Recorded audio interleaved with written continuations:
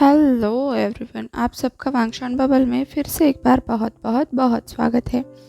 चलिए curse of the dragon emperor के part 43 को शुरू करते हैं। अब तक हमने देखा था विंग वांगजी के बेली पर अपने ड्रैगन फॉर्म में कर्ल करके बैठा था। वो माइंड लिंक के ज़रिए वांगजी से बातें कर रहा था। वो दोनों इमॉर्टल थे, तो वो अपने इम्पीरियल ड्यूटी के बाद रिटायर होके आगे क्या करेंगे इस बारे में सोच रहे थे। तभी विंग ने पूछा, लांझा, मैंने कभी पूछा ही नहीं, तुम्हें कितने बच्चे चाहिए? माना कि काउंसिल हमसे चाहती है कि हमारे एक से ज़्यादा बच्चे हो, लेकिन अगर तुम ऐसा नहीं चाहते तो भाड़ में जाए। वांगजी ने अपना हाथ उठाया और ड्रैगन बने विंग का मुंह बंद किया। वो कहने लगा, मैं सोच रहा था कि चिंगलोंग और शिफेंग के 5 बच्चे थे जो 5 दिशाएं बने। मेरे ख्याल से हमें भी उन्हीं के नक्शे कदम पर चलना चाहिए। 5? ओ माय ज़ानर, तुम होश में तो हो ना? तो वांगजी ने कहा, हमारे पास बहुत लंबी ज़िंदगी है और हमें ये सब बच्चे तुरंत ही पैदा करने की ज़रूरत नहीं है। तो विंग ने कहा, अच्छा, अगर ऐसी बात है तो क्यों ना हम 12 के बारे में सोचें, जैसे कि 12 राशियाँ। इस पर वांगजी का मुंह फूल गया। उसने अपने हस्बैंड की बॉडी उठाई और पास ही के बाथटब में फेंक दी, जहाँ पर अभी उसके नहाने का इंतज़ाम हो रहा था। इधर लांझा के हस्बैंड की आशिकी ख़त्म नहीं हो रही थी, पर इसका एक अच्छा असर भी हो रहा था। ड्रैगन के प्यार में पूरा वातावरण भी झूम रहा था। उपज भी बहुत अच्छी हो रही थी। जैसे जैसे चंद्रग्रहण नज़दीक आ रहा था, वांगजी का ध्यान बस दिमाग लड़ाने से ज़्यादा नई पैदावार और फसल पर भी था, जिससे वो पूरा वक्त दानिन दाइफू का दिमाग खाने में नहीं बिता रहा था। आजकल बहुत बार ऐसा हो रहा था कि वो एक से एक क्लू मिलाते जा रहे थे और फिर डेड एंड पर पहुंच रहे थे। उससे आगे बात बढ़ ही नहीं रही थी। लाज़मी सी बात है, क्योंकि उनके पास जो स्क्रॉल्स हैं वो बहुत ज़्यादा धुंधले हो चुके हैं और वो बहुत कोशिश करके एक कंजर्वेटर को ढूंढ कर लाए थे जो उस टेक्स्ट को ट्रांसलेट कर रहा था। वैसे ये तो एक आशा की किरण सी थी, पर असल मुद्दा तो ये था कि अचानक से शूफू की सरप्राइज़ विज़िट हुई। अचानक से मिड ऑटम फेस्टिवल से पहले शूफू ने यह डिक्लेयर कर दिया कि वांगजी अभी प्रेग्नेंट है और वो तो गुस्सू नहीं आ सकता, इसलिए वो खुद ही वांगजी से मिलने जाएंगे। लांचरेन को ईलिंग में देखकर वांगजी को बहुत ही अच्छा लगा। ऐसा लग रहा था वांगजी की शादी के बाद शूफू ने अपना वज़न थोड़ा सा बढ़ा लिया है। हो भी क्यों ना, गुस्सू पर अटैक, वांगजी को बंदी बना लेना, लांसिजन का गुम हो जाना, इतने सब उतार चढ़ावों को पार करने के बाद अब कहीं जाकर शूफू ने राहत की सांस ली थी। लांचरेन को देखकर ऐसा लग रहा था कि वो भी मुस्कुराना जानते हैं, क्योंकि जब भी वांगजी अपने पेट पर हाथ सहलाता और पेट के अंदर उसका बेबी कर्ल करता तो लांचरेन के होठ भी ऊपर की तरफ मुड़ने की कोशिश करते थे। वैसे शूफू अकेले नहीं आए थे, पूरे ट्रंक भर भर के बच्चों का ज़रूरती सामान लेकर आए थे। वो सारा सामान या तो रैबिट के शेप में था या ड्रैगन के। इस पर शूफू का कहना था कि ये साल रैबिट्स और ड्रैगन का है, इसलिए बच्चों के लिए ये सब शुभ रहेगा। इस पर लांसिजन चौंक कर लांचरेन की तरफ देख रहे थे। वांगजी ने बस नोट किया, उन सब चीज़ों को एक्सेप्ट किया, उन सभी छोटी छोटी चीज़ों को गौर से देखने लगा। लांशुशु को तो जवाब ही नहीं। विंग तभी आदम का, और वो उन सब चीज़ों को देखते हुए बोलने लगा, हमारे लिए ये बहुत भाग्य की बात है कि आप हमारे बच्चे के लिए लान क्लान के रूल तोड़ने को भी तैयार है कि अपनी संपत्ति का कभी प्रदर्शन न करे। लांचरेन 2 पल के लिए एम्परर की तरफ देखते ही रह गए, फिर कमर तक झुककर उन्होंने एम्परर के सामने प्रणाम किया। तभी वांगजी ने विंग का हाथ पकड़ते हुए कहा, विंग, बड़ों को चिढ़ाओ मत। तो विंग ने कहा, ज़ानर, देखा जाए तो मैं इनसे बड़ा हूँ। पर तभी लांचरेन ने चौंक कर ऊपर देखा और कहा, वांगजी, अभी तुमने एम्परर को क्या कह के बुलाया? तो वांगजी ने साय किया और विंग हंसने लगा। फिर उसने खुद को वीइंग के नाम से इंट्रोड्यूस किया, साथ में अपना कर्टसी नेम वी वुशियान भी बताया। वो कह रहा था, आपको मैं याद नहीं हूँ, मैं तो वही फॉक्स स्पिरिट हूँ जिसे आप महीनों पहले मारने के लिए दौड़ते थे, और आपने मुझे लान क्लान रूल भी सिखाए थे, आपको याद नहीं है? वैसे आपने मुझे एक बार जूता फेंक कर मारने की भी कोशिश की थी। अब इसके बाद लान चिरेन वहाँ से बाहर आए थोड़ी हवा खाने के लिए। वैसे उन्हें एक तरफ से लान सिचन ने पकड़ा था और दूसरी तरफ से एक और डिसाइपल ने। ऐसे एक दिन विंग को इच्छा हुई कि वो नदी में सफ़र करते हुए वांगची को अपनी प्रजा से मिलाएगा। वैसे तो सभी लोग अपने काम में व्यस्त थे, पर जैसे ही उन्होंने देखा नदी में एक बहुत बड़ा सा ड्रैगन तैर रहा है और उसके ऊपर एक प्रेग्नेंट आदमी बैठा है, तो वो सभी डिस्ट्रैक्ट होकर उन पर ध्यान देने से खुद को रोक नहीं पाए। वैसे कभी कभार पैलेस से निकलना अच्छा भी है। वैसे भी विंग जब हवा में उड़ता है तो यीलिंग पर मानो तूफान सा आ जाता है, उससे तो ये बेहतर ही है। अब विंग वांगजी को उसके पसंदीदा छत पर लेकर आया। उसने वांगजी को लोटस सीड्स खिलाए। दोनों ने साथ में सनसेट देखा। लोटस सीड का टेस्ट अभी भी वांगजी की जीभ पर था। वो अभी भी अपने हस्बैंड का मास्क देख रहा था, जो आसमान की तरफ सर करके डूबते हुए सूरज को देख रहे थे। अभी से ग्रहण बस 1 महीने की दूरी पर था और वांगजी सोच रहा था, उसका हस्बैंड जो अपने एंटेलर्स तक फैले हुए गोल्डन मास्क में बिल्कुल सूरज की तरह ही लग रहा था, जैसे उसी को आईना दिखाया जा रहा हो। शायद इस ग्रहण के बाद पहले जैसा कुछ भी नहीं रहेगा। तो वांगजी ने बस पीछे झुककर अपने हस्बैंड के बाजू पर अपना सर टिकाया और ये साथ वाले लम्हे वो एंजॉय करने लगा। दोनों ने अपने हाथ आपस में जोड़कर वांगजी के बेली पर रखे हुए थे, जहाँ पर उनका छोटा सा बेबी मज़े में किक किए जा रहा था, जैसे कि वो भी इन लम्हों का साक्षी है। वैसे उन्हें जिस चीज़ का इंतज़ार था वो ग्रहण से बस कुछ ही दिन पहले उनकी नज़र में आई। वो एक छोटा बच्चा था। विंग सुबह सुबह ही जिन जुशान की ट्रेनिंग के लिए निकल गया था, उसे ये सिखाने कि वो अपनी नई कोर का कैसे इस्तेमाल कर सकता है। वैसे उस दिन जिन फैमिली वहाँ पर विज़िट के लिए आई थी, जिन जुशान की प्रोग्रेस देखने के लिए। वांगजी सोच रहा था शायद ये सब भी बाकी सभी लोगों की तरह मिड ऑटम फेस्टिवल के लिए रुकना चाहेंगे। शायद वो भी इस बात की साक्षी होना चाहते थे कि किस तरह ड्रैगन एम्परर अपना कर्ज ख़त्म करने वाले हैं।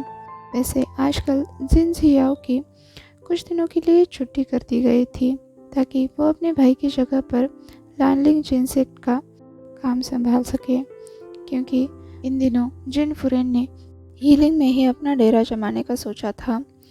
वो अपने बाकी बच्चों को भी साथ लाई थी, जिनमें जिन जिशुआन के सौतेले भाई बहन थे, जैसे चिंसू, और एक और हाफ ब्रदर था जो अभी तो एक बच्चा ही था।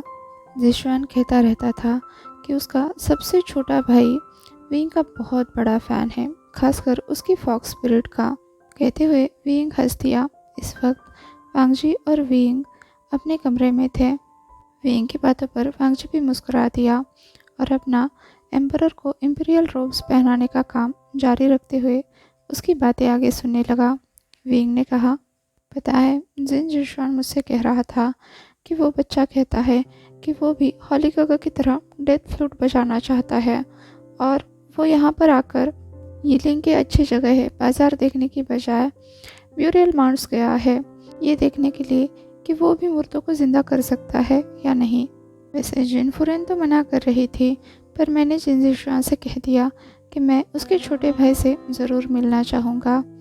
पर मैं ये भी सोच रहा हूँ कि कहीं वो मुझे हाफ ह्यूमन फॉर्म में देखकर उदास ना हो जाए, क्योंकि मैं उसके फेवरेट फॉक्स स्पिरिट फॉर्म में तो वापस नहीं जा सकता, और मेरे ख्याल से उसे हॉलिश में ज़्यादा इंटरेस्ट है। वैसे जिन जिशुआन ने मुझसे ये भी विनती की थी कि मैं उसका कर्टसी नेम रखूँ, पर मुझे नहीं पता कि उसकी पर्सनालिटी कैसी है, और मुझे यकीन है उस बच्चे को जानने के लिए मुझे उसके सामने इतनी देर तक बैठना पड़ेगा जितनी देर मुझे शिजुन भी नहीं बिठाया करती। विंग की सारी बातें सुनकर वांगजी बस मुस्कुराया। फिर उसने अपने हस्बैंड को गुड लक विश किया कि उसका आज का दिन बहुत ही अच्छा बीते। फिर वो अपने शूफू और लान दानियन से मिलने के लिए लाइब्रेरी चला गया, जहाँ पर एक और दिन वो गुसु के स्क्रोल के साथ माथापच्ची करने वाले थे। शूफू जब से आए थे तब से उन दोनों की मदद में लगे हुए थे, शिफिंग के वर्मिलियन बर्ड का राज जानने के से उनसे अच्छी खासी मदद भी हो रही थी। वो उन अक्षरों को भी पढ़ पा रहे थे जो पूरी तरह से धुंधले हो चुके थे। यहाँ से दृश्य बदलता है। शूफू के साथ वांगजी लाइब्रेरी में बैठा था। शूफू एक स्क्रोल दिखाते हुए बोले, ये वेन है। उन्होंने मैग्नीफाइंग तालिस्मान का एरिया बढ़ाकर लान दानियन और वांगजी को भी वो अक्षर दिखाया। तो लान दानियन ने पूछा, पर क्या इसका मतलब सरनेम है या फिर कर्माहट, या फिर ये फिनिक्स फायर के लिए मेटाफर की तरह यूज़ किया गया है? उसकी आंखें आगे पीछे के अक्षर ढूंढने की कोशिश कर रही थी। साथ में वो अपने नोट्स में भी ये सब लिख रही थी। अब शूफू ने वांगजी की तरफ देखते हुए कहा, तुम्हारे वेन एंसेस्टर्स कहते थे कि वो शिफिंग के डिसाइपल्स है और हीलिंग के लिए उन्हीं के ट्रेडिशन का इस्तेमाल करते हैं। और यहाँ का बच्चा बच्चा भी आग पर कंट्रोल करना जानता है, इसीलिए तो चिशानविन के झंडे पर भी सूरज बना हुआ है। वांगजी ने इस पर नोट किया और वो इस थ्योरी के बारे में सोचने लगा। हो सकता है जैसे कि विंग की थ्योरी थी कि अलग अलग ट्रांसलेशन में शिफिंग को अलग अलग नाम से दिखाया गया है। हमें इस बारे में भी सोचना चाहिए। अब शूफू ने अपनी दाढ़ी सहलाई, फिर कुछ सोचते हुए बोले, ज़रूर इन्होंने स्क्रोल के नीचे कोई सिग्नेचर किया होगा। कहीं ये ऐसा सिग्नेचर तो नहीं जो शिफिंग के डिसाइपल्स अपने हर स्क्रोल पर करते हो? कहीं इसका मतलब ये तो नहीं कि वेन क्लान के डिसाइपल्स वर्मिलियन बर्ड को फॉलो करते हो, उसी की तरह शिफ्ट होने की एबिलिटी रखते हो जो वक्त के साथ वो भूल गए हो? अगर ऐसा है तो तुम्हारे वेन एंसेस्टर्स ज़रूर उस बर्ड से ताल्लुकात रखते होंगे। अब इस बात की तह तक जाने के लिए वेंचिंग अपने डिसाइपल के छोटे से ग्रुप के साथ लान वांगजी के एक अंकल के पास गई, जिन्होंने इन सभी को एंशंट वेन आर्काइव की टूर करा दी, जिससे उन्हें बहुत सारी बातें पता चली। वो सभी इतना घूमकर थक कर बैठे ही थे, तभी विंग की ची एनर्जी की रिदम वहाँ पर महसूस होने लगी और तुरंत ही सभी को पता चल गया कि विंग आ रहा है। पर उससे पहले ही वहाँ पर ज़ोर ज़ोर से चिल्लाने की आवाज़ होने लगी, लांझा लांझा! पूरे पहाड़ी में वो आवाज़ गूंज उठी। अब वांगजी तुरंत ही अपने हस्बैंड से मिलने के लिए निकला और बाकी सारा ग्रुप उसके पीछे पीछे उसे फॉलो करने लगा। वांगजी को बिल्कुल भी सरप्राइज़ नहीं हुआ जब उसने अपने हस्बैंड की बाहों में एक 6-7 साल का बच्चा देखा। विंग तो सांस लिए बिना एक्साइटमेंट में इतनी ज़ोर से चिल्ला रहा था, लांझा देखो, मैं तुमसे मिलाने के लिए किसको लेकर आया हूँ। लांझा, ये वही है, इस लड़के की सोल वही है, शुआन यू की। वो पुनर्जन्म ले चुका है। विंग ने आखिरी बात वांगजी के मन में कही। इस बात पर वांगजी भी मुस्कुरा दिया, जैसे कि विंग के चेहरे की खुशी असल में वांगजी के चेहरे पर दिख रही हो। अब वो छोटा बच्चा बस वांगजी को ही शर्माते हुए देखे जा रहा था।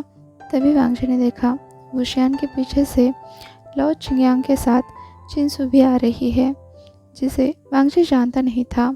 उसे लगा ये इस बच्चे की माँ होगी, क्योंकि उस बच्चे ने मुड़कर उस लेडी की तरफ देखा और फिर वांगजी की तरफ देखकर और भी उत्साह से बोलने लगा, फिनिक्स काका, मुझे आपसे मिलकर बहुत खुशी हुई। ड्रैगन काका ने कहा था कि आप बहुत खूबसूरत हो। वो लड़का विंग की बाहों से सीधा वांगजी की तरफ कूद गया। सभी लेडीज़ एक पल के लिए सांस रोककर खड़ी हुई, पर उस बच्चे की सिंसियरिटी देखकर वांगजी के चेहरे पर मुस्कुराहट आ गई। वो बच्चा आगे बोलने लगा, आपकी हेयर पिन बहुत अच्छी है फिनिक्स काका, मुझे भी एक चाहिए, पर मम्मा कहती है कि ये बस लड़कियों के लिए होती है। उस बच्चे ने पाउट किया तो वांगजी ने कहा, ये तो हर किसी के लिए हो सकती है लिटिल वन। फिर वांगजी ने हल्के हाथों से अपने बालों से फिनिक्स हेयरपिन निकाली और उस बच्चे के हाथ में पकड़ा दी ताकि वो उसे करीब से देख सके। फिर वो उस बच्चे से कहने लगा, मैं तुम्हारी मम्मा से कह दूंगा तुम्हें भी फिनिक्स हेयरपिन रखने दे। मेरे हस्बैंड और मैं तुम्हारे लिए बिल्कुल ऐसी ही हेयरपिन बनाएंगे। तो क्या ये फिनिक्स काका तुमसे तुम्हारा नाम पूछ सकते हैं? तो उस छोटे बच्चे ने कहा, मेरा नाम मोयान है। वैसे ड्रैगन काका ने कहा है मेरा कर्टेसी नाम जिन जियो होगा। फिनिक्स काका, मुझे ये पिन बहुत पसंद आई। मैं भी प्रिटी दिखना चाहता हूँ। आपका बहुत बहुत शुक्रिया। उस बच्चे ने झुककर वांगजी को प्रणाम किया और अपने आधे गिरे दांतों से एक बड़ी वाली मुस्कुराहट दे दी। तभी विंग बुदबुदाया, यान, लांझा, इसका नाम बड़ा अच्छा है। उसकी ची एनर्जी भी खुशी से झूम उठी। यान का मतलब होता है निगलना। साथ ही इसका ये भी मतलब होता है कि ये गुड फॉर्चून और ब्लेसिंग लेकर आएगा।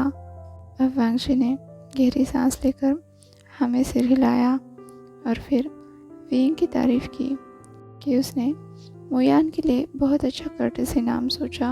अब चंद्रग्रहण के लिए कुछ ही पहर बचे थे। वांगशी और विंग एक दूसरे के बाहों में थे। प्यार करके थक चुके थे, गहरी सांसें ले रहे थे। दोनों को भी इस बात का डर था कि कहीं ये उनका आखिरी बार न हो। वैसे भी बहुत समय बाद वो पास आए थे और इस एकांत समय को वो भरपूर जीना चाहते थे। तभी विंग बोला, शिजुन ने कहा है अगर तुम देखना चाहते हो तो वो तुम्हें गार्ड करेंगी।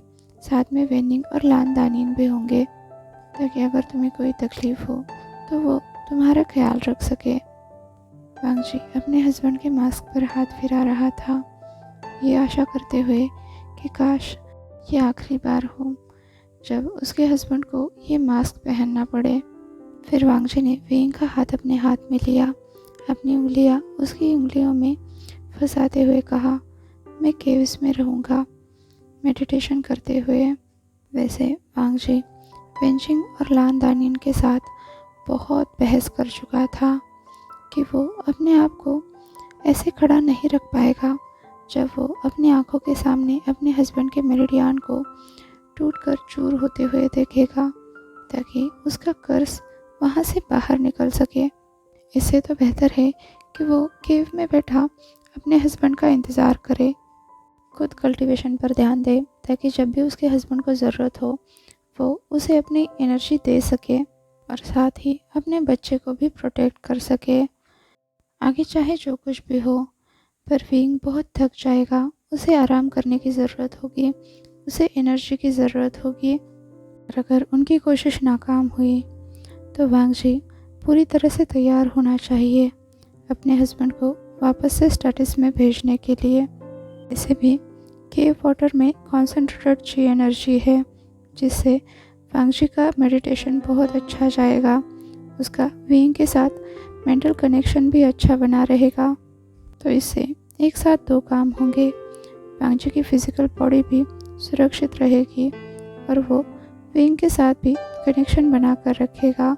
इतना सब दिमाग से सोचने के बाद भी वांगजी का दिल चाह रहा था कि विंग बस एक बार मुझे अपने साथ आने के लिए कहो, अपनी मदद करने के लिए कहो। पर विंग ने वांगजी के इस बात पर गौर करने की बजाय बस नोट किया और खुद को वांगजी से अलग किया।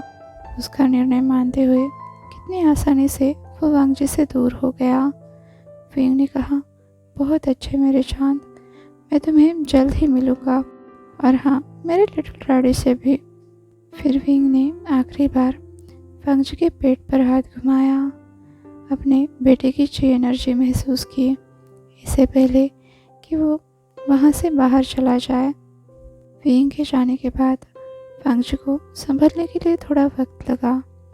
फिर उसने अपने आंसू पोंछे और लान दानियन से मिलने के लिए चला गया जो उसके क्वार्टर्स के बाहर ही उसका इंतज़ार कर रही थी।